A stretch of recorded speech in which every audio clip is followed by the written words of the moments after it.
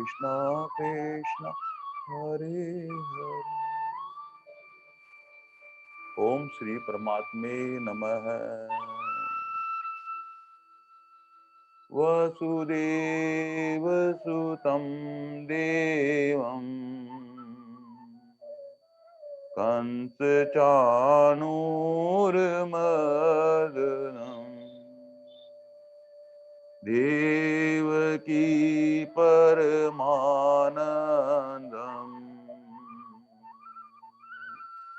कृष्णं वन्दे जगद्गुरुम् अजोऽपि सन्न्यात्मा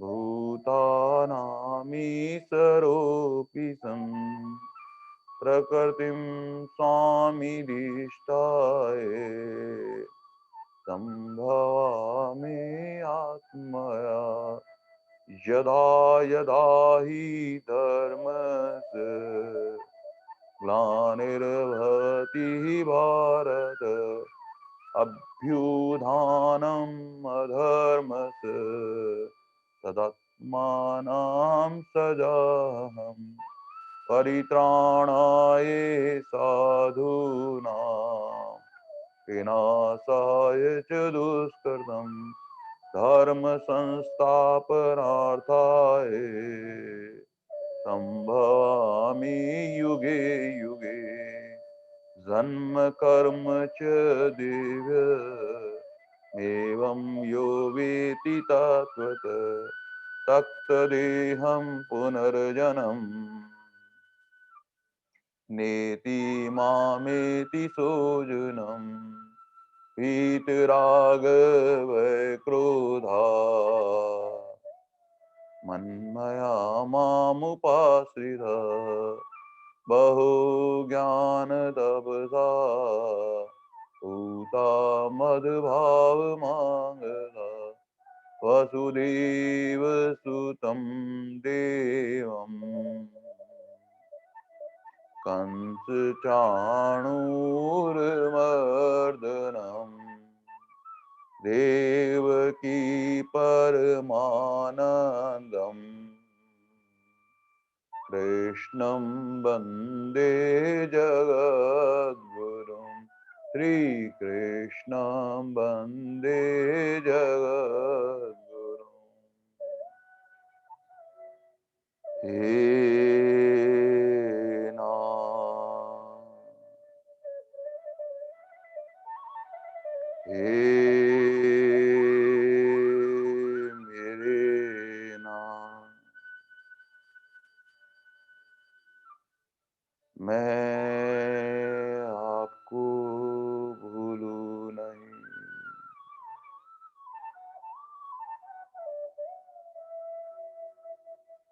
हरि शरणम।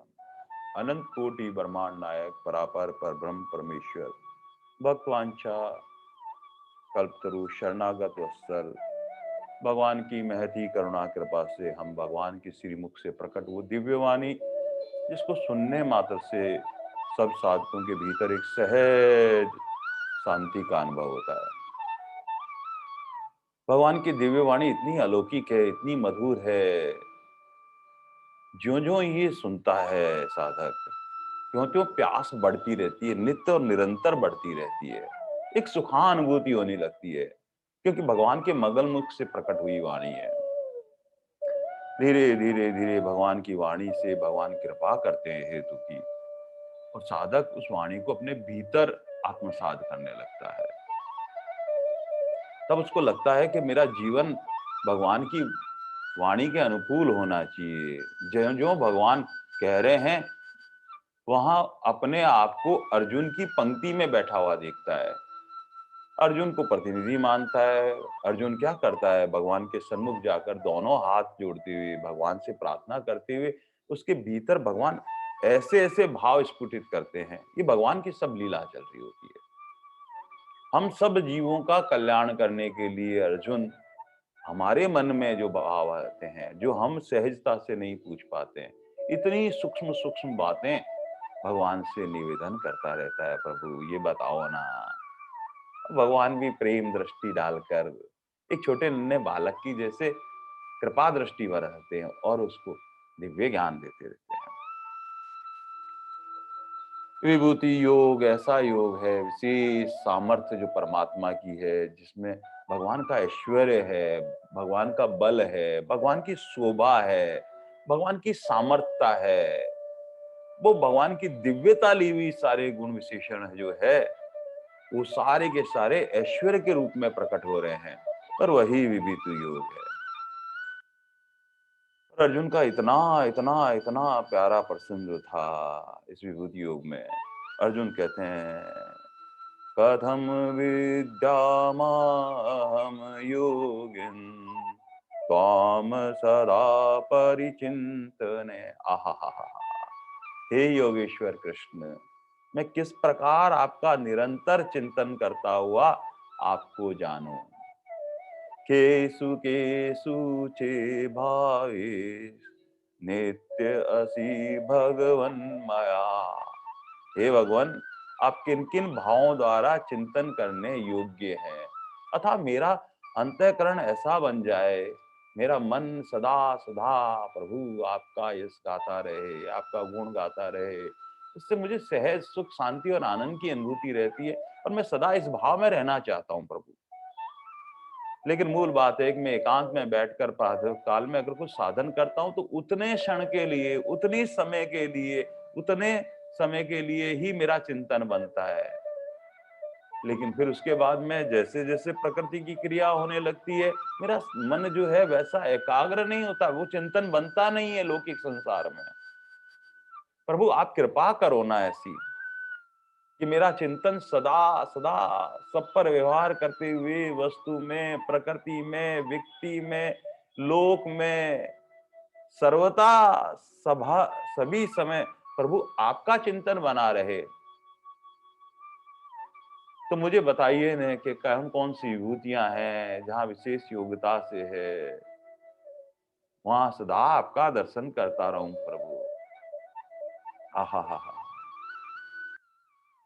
भगवान ने से अर्जुन तो बहुत छोटा बच्चा जिस प्रकार से पूछता है कि मुझे सारी की सारे खिलौने चाहिए, मेरे को तो सब कुछ चाहिए, बस ऐसे ही अर्जुन ने कहा कि मैं सारी की सारी विभूतियां जानना चाहता हूं। भगवान ने कहा मेरी विभूतियों का कोई अंत नहीं है, अनंत है और अनंत को कहा नहीं जा सकता। हाँ, लेकिन भगवान परम दयालु परम कृपालु है, इसलिए संक्षेप में कुछ विभूतियों का भगवान कहते हैं मैं तेरे ऊपर कृपा वृष्टि करता हूं। बस ऐसे कहते हुए यहाँ से विभूतियां जो विशेष सामर्थ्य से ऐश्वर्य प्रकट हो रहा है। और भगवान ने पहली विभूति जो पिछली बार 20वें श्लोक 10वें अध्याय के 20वें श्लोक में कहा, आहा अर्जुन, मैं सब भूत प्राणियों के हृदय में आत्मा के रूप में विद्वान हूँ। आहा सब में मेरे ठाकुर जी, ऐसा अनुभूत होना बहुत उच्च कोटि की अवस्था है। वासुदेव सर्वम सर्वम सर्वम सुनते सुनते सुनते सुनते सुनते ऐसी अनुभूति होने लग जाए कि अरे कण कण जन जन में सब मेरे प्रभु ही तो है, चींटी से लेकर सब तक, हाथी तक, सब जगह मेरे प्रभु हैं। फिर क्या होगा, इससे हमारा व्यवहार ही बदल जाएगा सबके प्रति। बस दृष्टि बदली और सृष्टि बदली। सब जगह प्रभु, सब में प्रभु। अब हम कहीं कठोर नहीं बोलेंगे, कहीं अभिमान से नहीं बोलेंगे, कभी अहंकार से नहीं बोलेंगे, ज्ञान का भी अहंकार नहीं होगा, क्योंकि मेरे प्रभु है। प्रभु ही खुद ही तो प्रकट हो रहे हैं, खुद ही सामने बैठे हुए और खुद ही सुना रहे हैं। आहा हा। बस प्रभु ने इतनी कृपा कर रखी है कि लीला गाने का अवसर दे रखा है और भगवान खुद मुखारविंद से प्रकट होते हैं, खुद ही आनंदित करते हैं, खुद ही आनंद देते हैं। ये प्रभु की लीला है। आहा। ऐसे पूछते पूछते अर्जुन ने कुछ विभूतियों को संक्षेप में कहा कि प्रभु जो है आप मुझे सुनते, मेरे कान और विभूतियां सुनना चाहते हैं। और भगवान कहते हैं आदित्य नाम अहम विष्णु, आदित्यों में मैं ये जो 12 पुत्र हैं, ये भगवान ने अपनी विभूति बताई। इतनी सूक्ष्म सूक्ष्म बातें हैं जो संसार में सर्वत्र परमात्मा की सत्ता का हमको अनुभव नहीं होता है। लेकिन क्या होता है जब प्रभु कृपा करते हैं, भगवान की बातें शब्द रूप से भीतर जाती है, फिर कहीं वो दृष्टि मिलती है, वो विवेक दृष्टि जो सत्संग से मिलती है, फिर उसमें भाव दृष्टि आ जाती है। और भाव दृष्टि आने के बाद में सर्वत्र उस परमात्मा का अनुभव तो होने लगता है कि भगवान ने कहा था कि आदित्य के जो 12 पुत्र है उसमें विष्णु जो है वो मेरे से अभिन्न है, अतः मेरी विभूति है। बस ऐसा जो है जानकर सदा जहां कहीं ऐसी दृष्टि जाए आदित्य के 12 पुत्रों में, वहां हमारा हाथ सहज प्रणाम के लिए झुक जाए।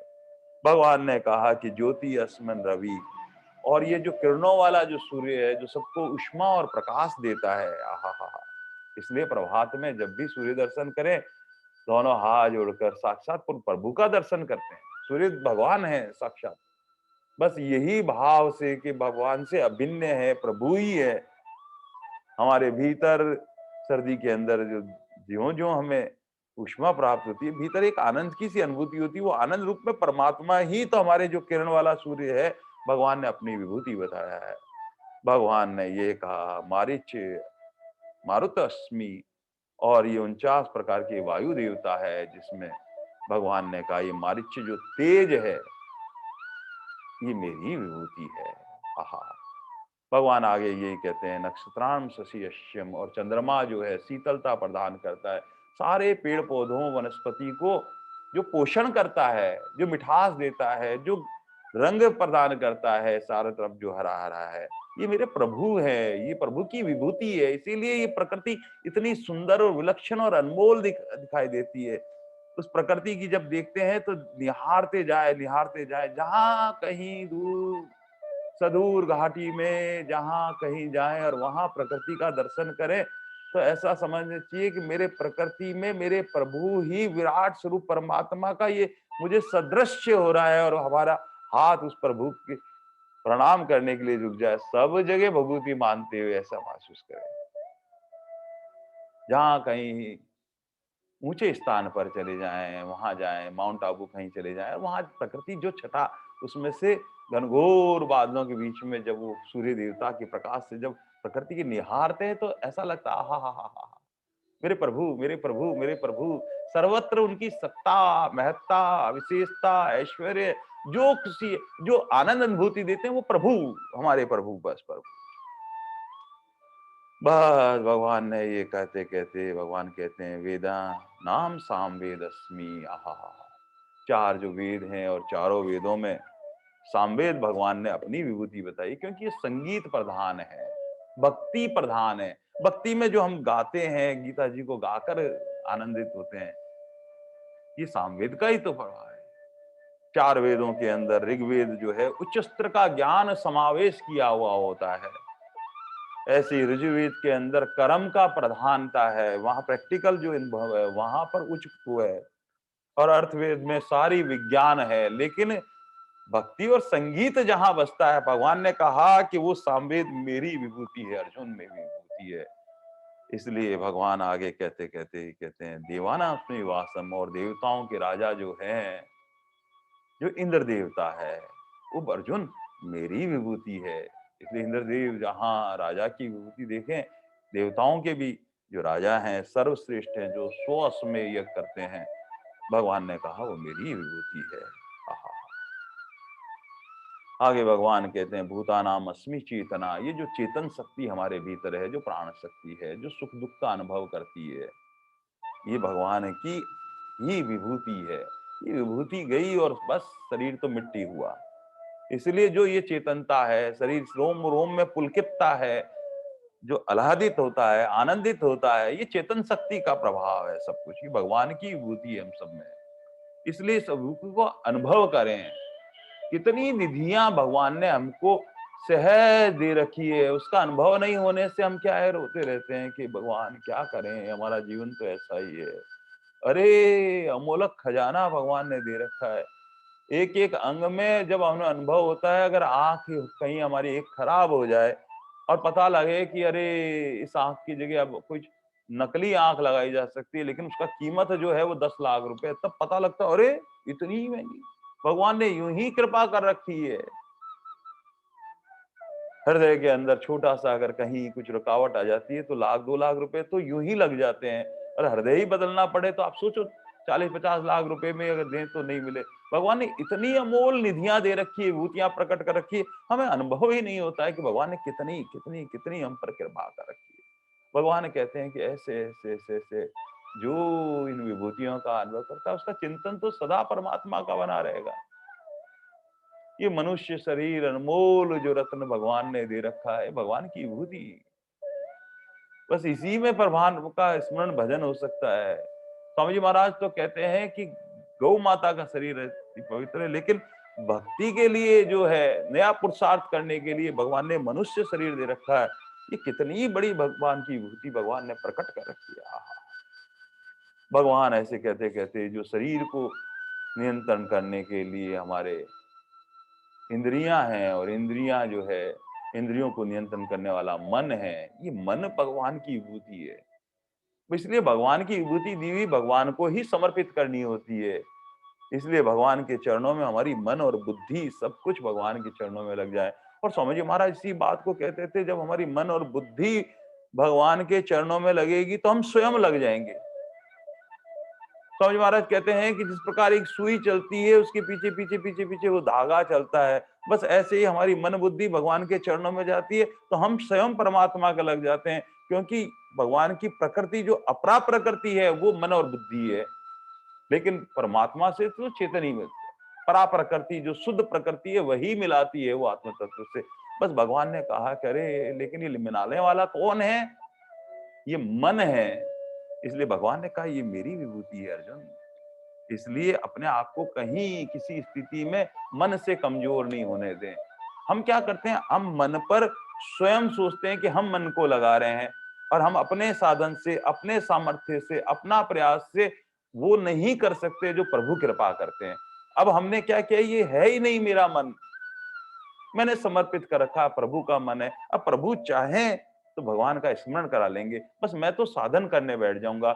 मैं अपने मन से प्रभु को प्यार करूंगा और बुद्धि से विचार करूंगा और फिर एक चिंतन बनाता रहूंगा। बस इतना काम होते ही प्रभु फिर क्या करते हैं, वो रस रूप होकर, आनंद रूप होकर फिर एक रूप हो जाते हैं। आगे की सारी लीला प्रभु की है। इसलिए भगवान के प्यारे जो भक्त होते हैं, प्रभु से कहते हैं, प्रभु ये मन मन मन मन मन मेरा नहीं है, ये आपका है, आपको ही लगाना है। मैंने तो आपको समर्पित कर रखा है, मैंने तो आपको अर्पण नहीं कर रखा है। बस इतना सा भगवान कहते हैं विवेक दृष्टि है कि मन संसार की लौकिक चीजों में नहीं चल जाए, संसार की बातों में नहीं चल जाए, फिर ये मन में फिर अशुद्धि आने लग जाती है। लेकिन भगवान की कभी कोई कामना नहीं होगी संसार की, और केवल भगवान की भावना होगी, तो ये मन हमारा पवित्र होता चला जाएगा। इसलिए कुछ भी नहीं चाहना, सब क्रिया प्रभु के लिए, प्रभु की प्रसन्नता के लिए। प्रातः काल से रात्रि सोने तक जो भी करे, बस प्रभु प्रभु प्रभु के लिए। ऐसा हमारा अंतःकरण पवित्र हो जाए तो भगवान ने कहा, अरे अर्जुन ये मन मेरी विभूति है। हा हा हा हा हा हा। हाँ, भगवान सारे भ्रम और संशय को मिटाते हुए बहुत भगवान के श्रीमुख से प्रकट होने वाली अविभूति जो 23वें श्लोक में आती है। आहा, भगवान कहते हैं रुद्र नाम शंकर अस्मि। आहा, भगवान कहते हैं कि शास्त्रों में जो रुद्र हैं, ये 11 रुद्र हैं, हर, बहुरूप, त्रिंबक, अपराजित, रक्षामी और शंभु। शंभु अर्थात शंकर।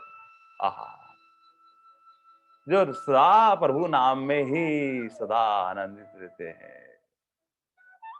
वो ज्ञान गंगा को धारण किए भोलेनाथ बाबा। हा हा हा। उस शिव रूप में, निर्गुण निराकार रूप में, ज्योति स्वरूप परमात्मा के रूप में वही, और सगुण साकार रूप में शंकर भोलेनाथ बाबा वही।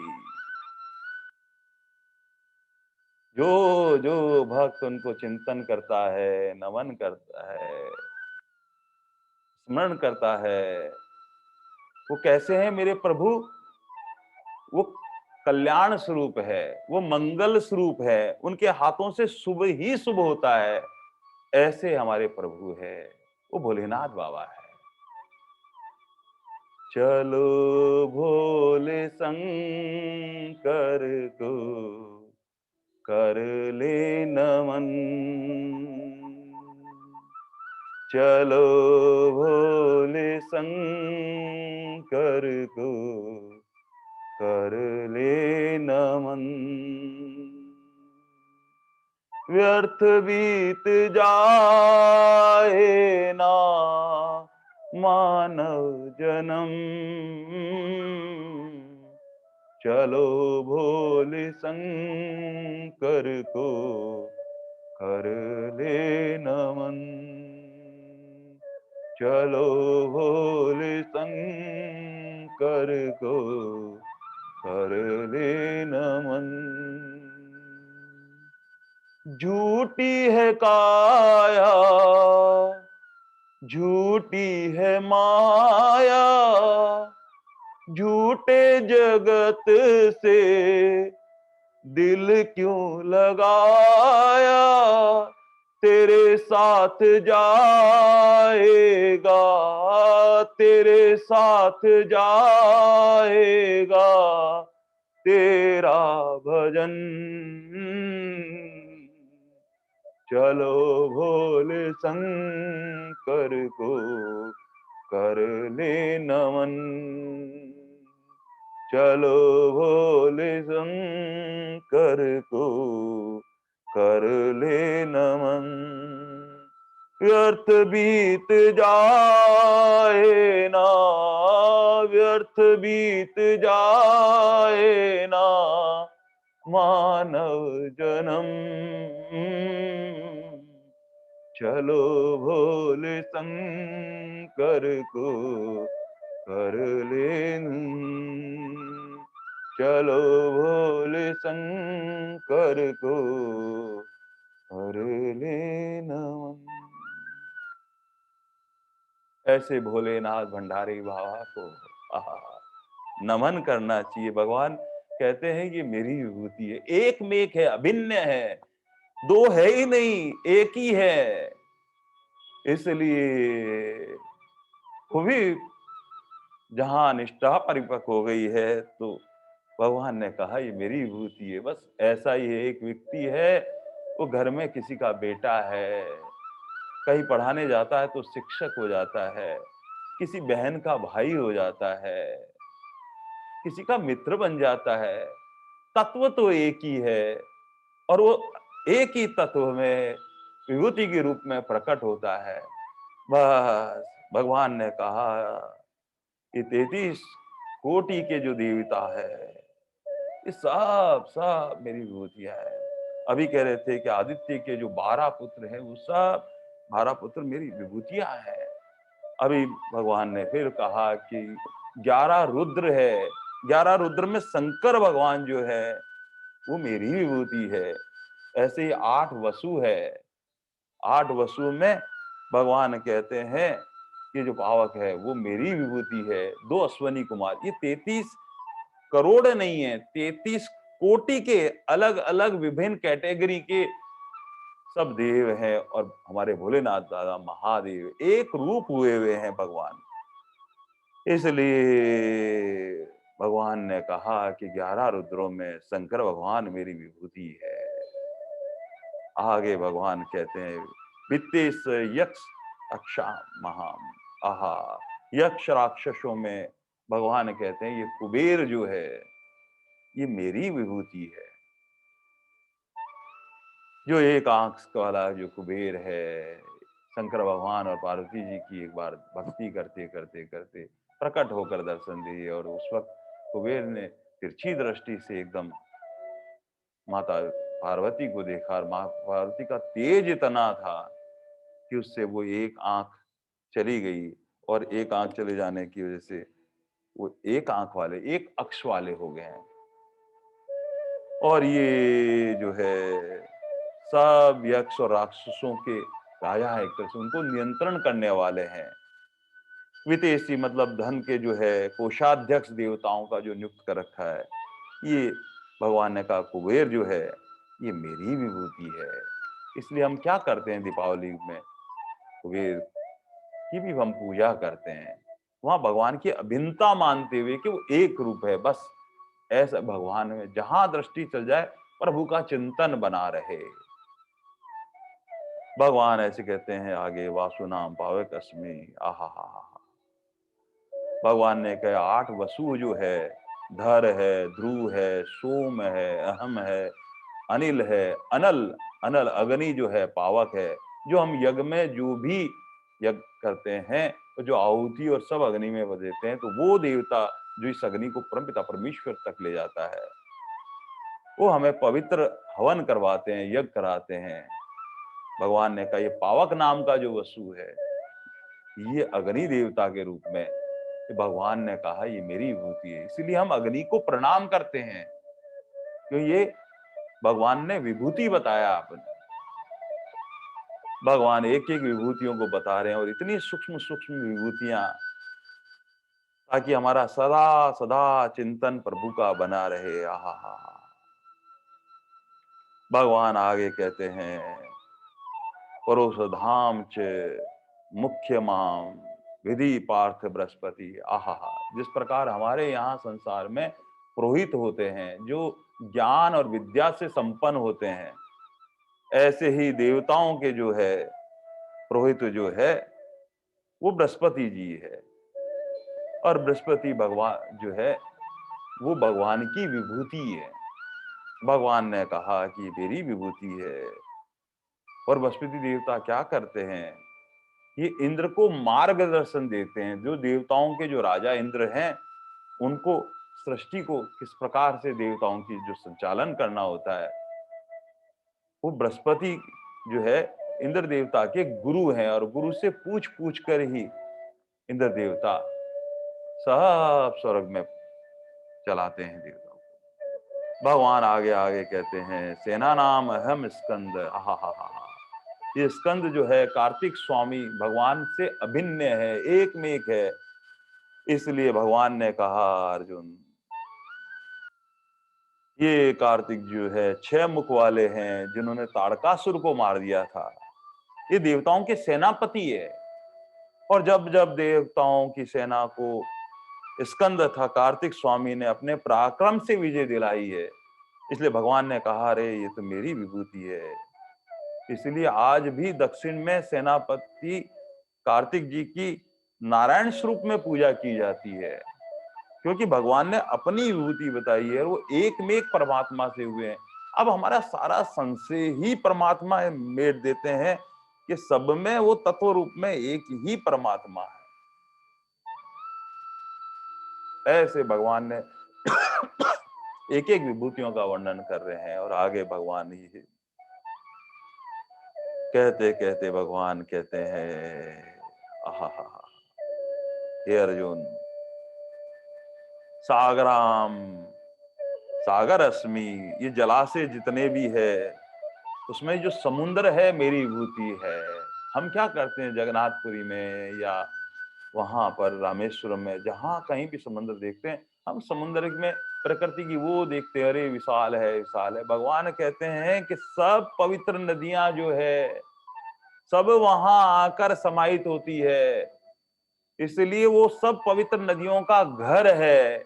इसलिए जब भी समुद्र को देखें तो ये मानकर चलें कि भगवान के चरणों से निकलने वाली, हिमालय के प्राचीर से निकलने वाली माँ गंगा और सभी पवित्र नदियां साहब को पवित्र करती करती करती आकर अपने घर में आती है।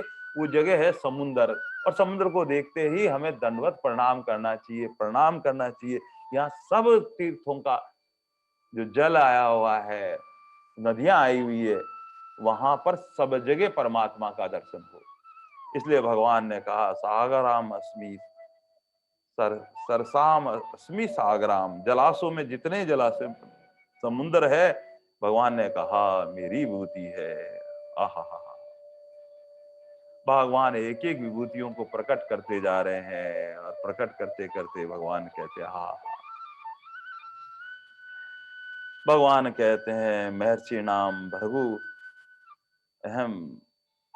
भगवान कहते हैं जितने महर्षि हैं, ऋषि हैं, जो ज्ञान और विद्या से संपन्न हैं, उनमें ये भृगु जो है मेरी विभूति है। आहा हा हा। इसलिए जहां जहां कहीं भी हमारा चिंतन हो, भृगु ऋषि जी हो, सब भगवान से अभिन्न हैं। अगर उनका सदा स्मरण रहेगा तो हमें याद रहेगा कि परमात्मा ने भगवान की विभूति बताई है, तो हमारा स्मरण जो है ब्राह्मण देवता के रूप में इस धरती के जो है भृगु ऋषि, भगवान ने कहा मेरी विभूति है। जिस प्रकार लौकिक में क्या करते हैं, 2-5 मित्र होते हैं तो क्या बात करते हैं कि आज कौन सी पिक्चर अच्छी लगी है, कौन सा मोबाइल अच्छा है, कौन सा इंटरनेट फास्ट चलता है, और इधर-उधर कॉलेज की बातें वैसे ही करते हैं। ऐसे ही जो इस लौकिक संसार में हम सब जानते हैं कि जो-जो मिलते हैं, महिलाएँ मिलती हैं तो कोई गहने की बात, कोई पोशाक की बात, कोई मकान की बात, कोई सामान की बात, और कोई प्यारे भगवान की साधिका होती है तो प्रभु की बात। ये सब अपने-अपने व्यवहार, अंतःकरण के अनुरूप अपना व्यवहार करते रहते हैं। लेकिन जो ऋषि महात्मा होते हैं वो क्या करते हैं? वो भी बैठे-बैठे प्रभु की स्मरण, चिंतन और वही चर्चा करते रहते हैं। तो एक बार ऐसी घटना हुई, बहुत सारे ऋषि, महर्षि सब बैठे हुए थे और बैठे-बैठे विचार करने लगे, अरे ब्रह्मा, विष्णु और महेश में से कौन सर्वश्रेष्ठ है? सब अपने-अपने कहने लगे, नहीं ब्रह्मा जी सर्वश्रेष्ठ है, विष्णु जी सर्वश्रेष्ठ है, नहीं महेश सर्वश्रेष्ठ है। इस प्रकार सब वार्ता कर रहे थे। सबने कहा कि चलो ऐसा करते हैं कि कौन सर्वश्रेष्ठ, इसका निर्णय कौन कर सकता है? तो उन्होंने कहा कि एक ऐसा करते हैं कि जो ज्ञान से संपन्न है, विद्या से संपन्न है, बुद्धिमान है, प्रभावी है, ऋषियों में जो सर्वश्रेष्ठ है, ऐसा कौन है? ऐसे 4-5 ऋषि को निमंत्रण देते हैं और उनको ये कहते हैं कि आप श्रेष्ठता का निर्धारण करें कि कौन सर्वश्रेष्ठ है। तभी उनमें से एक बोले, अरे रे रे, ये जो वरुणी के जो पुत्र है ना भृगु, अरे इन जैसा तो कोई ऋषि नहीं है। अपन ऐसा करते हैं कि उनसे पूछ लेते हैं, वे श्रेष्ठ है ऋषियों में, प्रभावी भी है और बुद्धिमान भी है। उनको कह देते हैं कि आप ही निर्णय कर दें। और जाके जब भृगु जी को निवेदन किया, भृगु ने कहा हाँ हाँ ठीक है। कुछ ऐसे व्यक्ति होते हैं जो अकेले ही सब काम करना चाहते हैं और सर्वश्रेष्ठता से संपन्न करते हैं। भृगु ऋषि जी ने कहा ठीक है, आप सबका ऐसा भाव है तो चलो मैं परीक्षा लेके देख लेता हूँ। और परीक्षा लेने वाला, जो परीक्षा देने वाले हैं उससे श्रेष्ठ होता है, तभी वो परीक्षा ले सकता है। इसलिए भगवान ने अपनी विभूति कहा है कि वो मेरी विभूति है। और भृगु जी ने क्या किया, परीक्षा लेने के लिए सबसे पहले ब्रह्मा जी के पास में चले गए और ब्रह्मा जी के जो पुत्र के रूप में मानते हैं प्रभु जी, और जाकर ब्रह्मा जी के सामने खड़े हो गए। और खड़े होते ही उनका भाव ये था कि अरे इतने दिनों बाद ये भृगु आया है, आके चरण स्पर्श करेगा, दंडवत प्रणाम करेगा। यद्यपि उन्होंने कहा नहीं, लेकिन उन्हें लगा अरे ये भी आज के जैसे संसार में हवा चल पड़ी है, आके ठूंठ की जैसे खड़ा हो गया है। ऐसे ऐसे मन ही मन में विचार करने लगे। प्रफुल्लता नहीं रही, मन से थोड़े से चिढ़ गए और कहा कब आए, इस तरह का ढंग से बात नहीं करने लगे। तब उन्होंने कहा अरे क्या तू पढ़ के आया है, क्या विद्या संपन्न है, तुझे इतना नहीं कि बड़ों का मन ही मन में ऐसे विचार करने लगे। तब उन्होंने हाथ जोड़े, लेकिन वो परीक्षा कर चुके थे। अनुकूलता, प्रतिकूलता, हर परिस्थिति के अंदर आनंद की स्थिति विचार कर रहे थे। आगे फिर वो वहां पर कैलाश पर चले गए और वहां शंकर भोलेनाथ बाबा विराजे हुए थे। और जैसे ही भृगु को जी को देखा, वो अपना भाई स्वरूप मानते थे, आकर एकदम आलिंगन करना चाहते थे। लेकिन भृगु जी ने कहा अरे रे रे रे, भोले भोले बाबा, आप तो बभूति रमाए रहते हैं, शमशान की विभूति रमाए रहते हैं, भूतनाथ आज भी बभूति में आनंद लेते हैं, और मैं पवित्र ब्राह्मण, मैं मुझे फिर नहाना पड़ेगा ऐसे करके। अरे शंकर भगवान ने सोचने से कहने लगा, अरे पवित्रता तो राम नाम स्मरण से होती है। जो अंतरकरण पवित्र हो, उन्होंने क्रोध सा आ गया था थोड़ा सा। पार्वती मैया ने कहा ये क्या कर रहे हैं प्रभु आप, क्या आपके भाई आए हैं? ऐसे भगवान ने कहा। और इस तरह से ब्रह्मा जी जो है मन से विचलित हो गए थे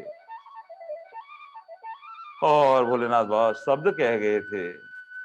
तब वो लक्ष्मी नारायण जो वैकुंठ में वास करते हैं वहां चले गए और नारायण की परीक्षा लेने के लिए प्रभु जी जैसे आए।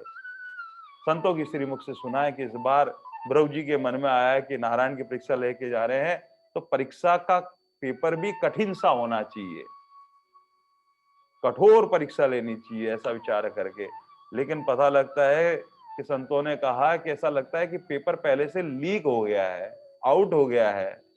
और ये बात लक्ष्मी नारायण भगवान बैकुंठ में विराजे हुए जान गए। ये इसलिए जान गए कि जब माता लक्ष्मी उनके चरण दबा रही थी, पास में बैठे, उनको आनंदित होती हैं वो सदा चरण दबाते हुए लक्ष्मी नारायण के। तो वहां आते ही उन्होंने कहा तुम थोड़ा सा साइड में इधर बैठ जाओ, और अपने गले में जो कौस्तुभ माला थी उसको उतार उन्होंने साइड में रख ली।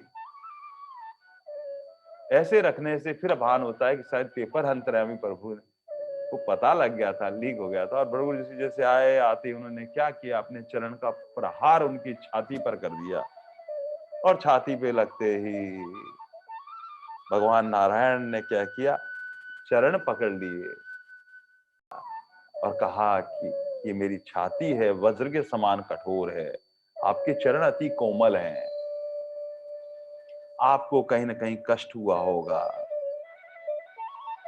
और बस भृगु ऋषि ने कहा मुझसे भूल हो गई है, मैं किसी उद्देश्य से को लेकर मैंने ऐसे कुछ किया है, मैं क्षमा याचना करता हूं।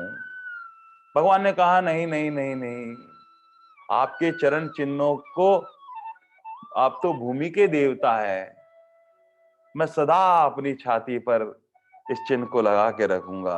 ये भृगुलता सदा मुझे आपके चरणों की कृपा का याद दिलाती रहेगी। कौन उदार इतना है जो भगवान के भी चोट मारने पर भगवान उसको सहजता से सहन कर कहते हैं ये भृगुलता को मैं सदा अपने हृदय पे धारण करके रखूंगा।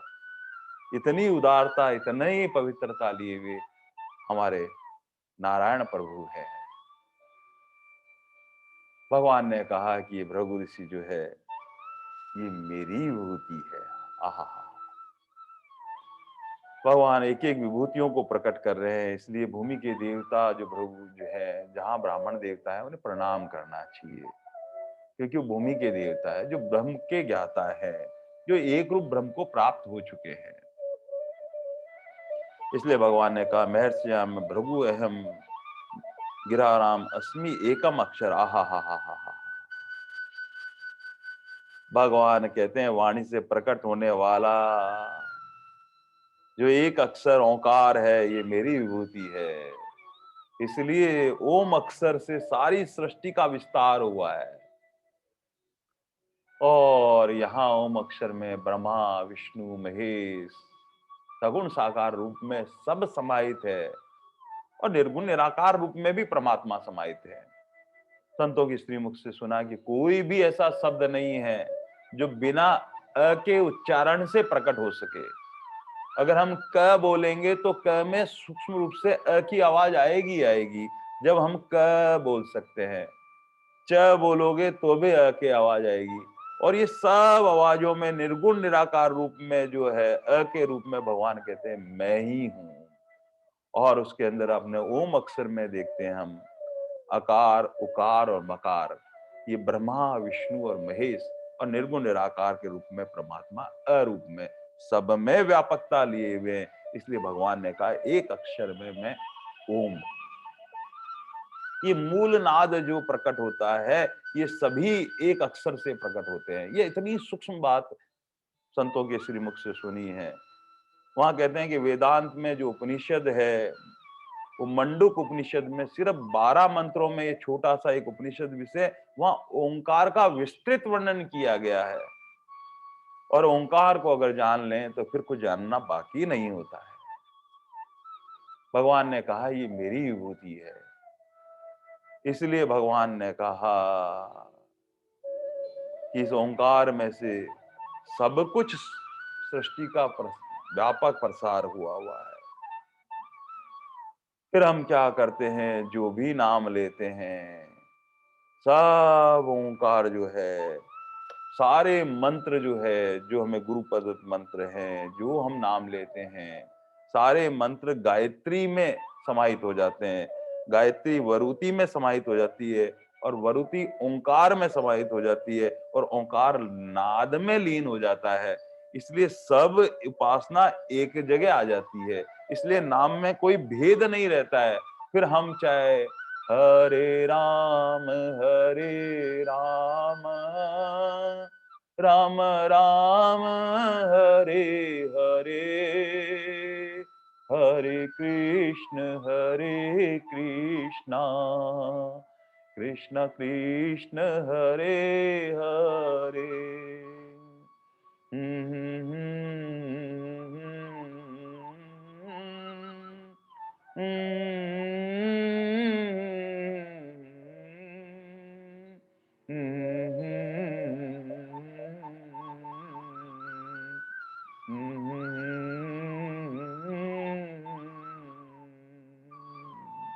ये वाचिक रूप से बोलने वाला मंत्र उपास्य रूप से कंठ में आ जाता है और फिर धीरे धीरे मांस में चला जाता है और ये नाद बन जाता है। सब कुछ नाद में समाहित होने वाला है, तो सब कुछ एक जगह आने वाला है। सारे महल के अनेक अनेक रास्ते होने के बाद में चौक वाले स्थान पर सब एक जगह आ जाते हैं, जिसको कहते हैं बॉटल नेक। नीचे से बॉटल जो है वो चौड़ी होती है, लेकिन सब आकर ऊपर गर्दन रूप में एक हो जाती है। सारे नाम एक जगह आके, इसलिए जो करता है कि हरे नाम करता रहता है महामंत्र, या ओम नमो सो भगवते, ओम नमः शिवाय नमः, ओम नमः शिवाय नमः, जो भी करता है ये सब के सारे मंत्र गायत्री में और गायत्री वारुति में, वारुति नाद में ओंकार के साथ में लीन हो जाती है, तो सब एक जगह आने, तो सारे संत से मिट जाते हैं। कौन बड़ा कौन छोटा कुछ नहीं, सब परमात्मा के नाम। इसलिए भगवान ने कहा एक अक्षर जो ओम है, जहां से सब कुछ प्रकट होता है, ये मेरी विभूति है। भगवान आगे कहते हैं इस तरह से, हे अर्जुन, हा हा हा हा,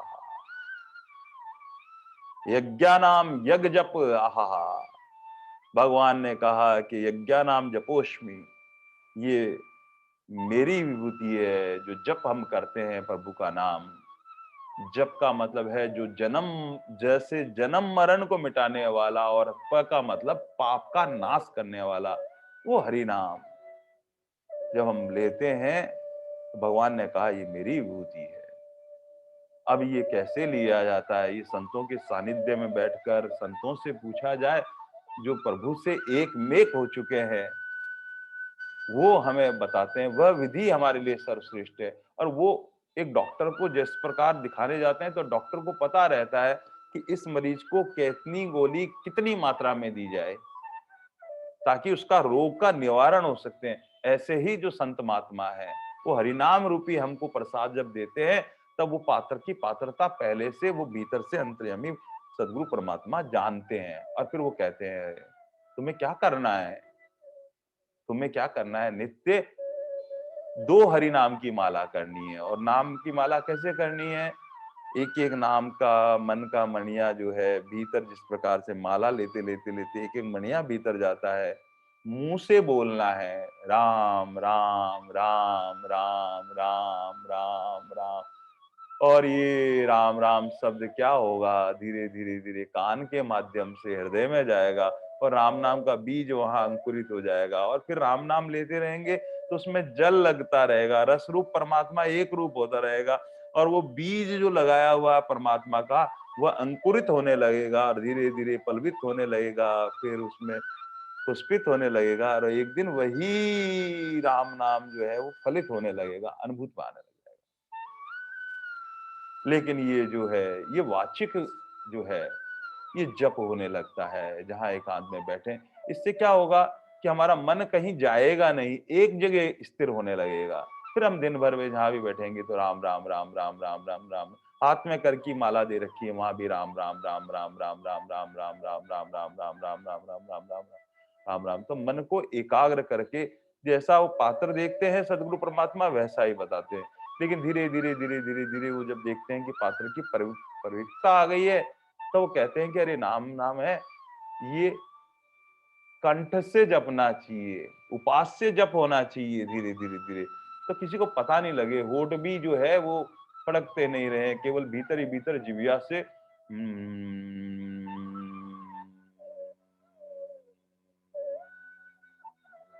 और बहुत उच्च कोटि के जैसे जैसे साधक होते हैं, उनको सतगुरु परमात्मा का बताया उपांश जप कहते हैं, कि उनकी पात्रता ऐसी है कि वो प्रकट नहीं करना चाहते नाम को।